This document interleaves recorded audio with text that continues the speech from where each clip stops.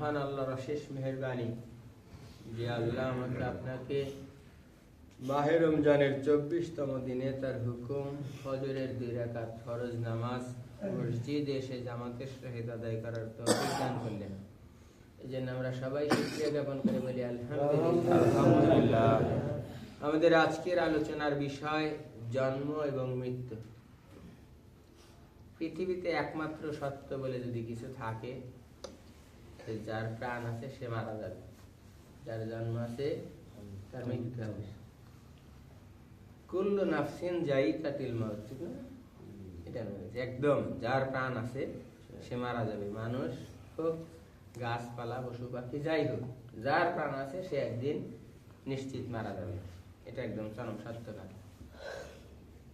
আউযু বিল্লাহি মিনাশ শাইতানির রাজিম। বিসমিল্লাহির রহমানির রহিম।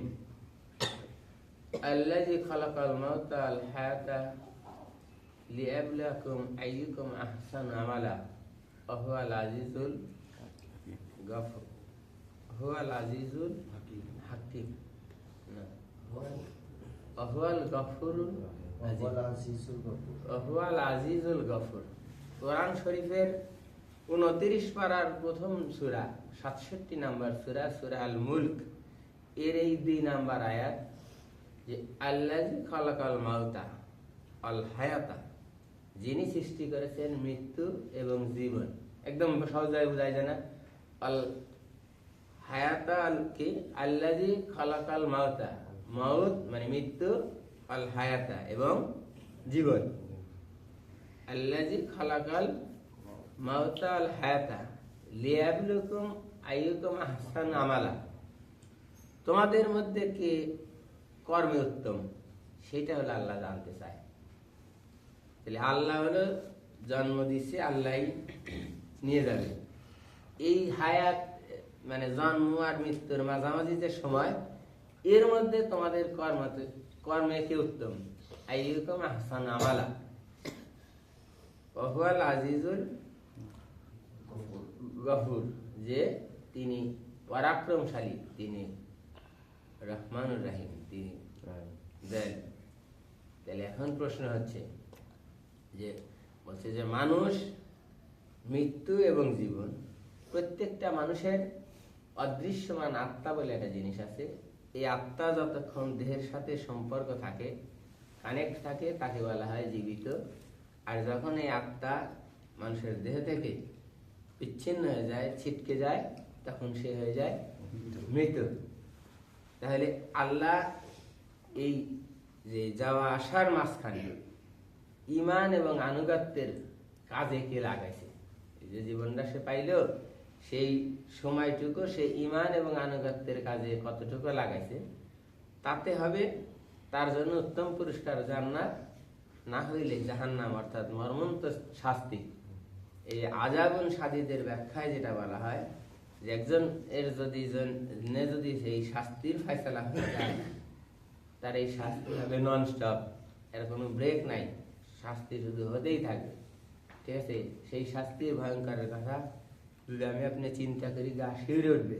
সেটা আমার আপনার পক্ষে সহ্য করা খুবই কঠিন হবে। তাই আমরা কেউই এই শাস্তি পেতে চাই না।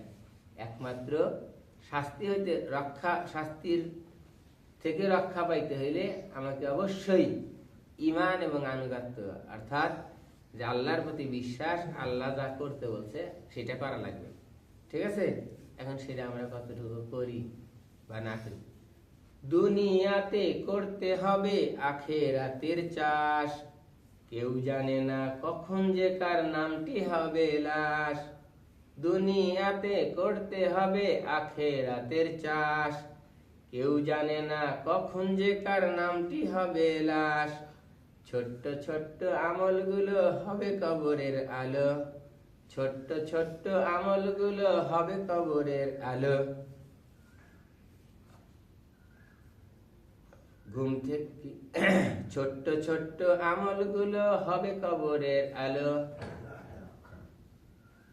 আজান হলো ঘুম থেকে নামাজ ভালো, অলসতা ছেড়ে জাগো ঘুম থেকে নামাজ ভালো। এটা রোজার মাসের জন্য খুব সহজ।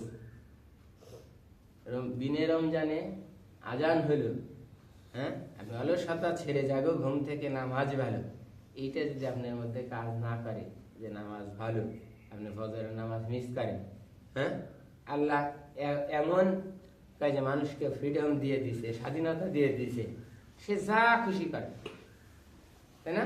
সে যা খুশি করবে, কোনো সমস্যা নাই। যে যা করবে তার কর্ম অনুযায়ী তার ফল হবে। কোন একজন মানুষ দুনিয়াতে, আমরা কিন্তু একদম প্রমাণিত, কোন একজন মানুষ সত্য কথা বলে, তার আরো 10টা সত্য কথা বলার সুযোগ হবে। কোন একটা মানুষ মিথ্যা কথা বলে, কোন একজন মানুষ আরেকজন মানুষকে ঠকায়, আর 10টা মানুষকে ঠকানোর লাইন হবে, আর 10টা মিথ্যা কথা বলার সুযোগ হবে। অর্থাৎ যে যা করবে তার মধ্যেই বরকত। এখন আমার আপনার বিবেক কাজে লাগাইতে হবে যে এই বরকত আমার পক্ষে যাবে না বিপক্ষে যাবে। আছে না? আপনি যদি মিথ্যা কথা বলেন, আপনি যদি ঠকান, আপনার এই জিনিসই তৈরি। আপনি একটা সত্য কথা বলেন, একটা ভালো কাজ করেন, তার মধ্যে এই ভালো কাজের কথাই, সত্য কথাই শিখাবে। ঠিক আছে না?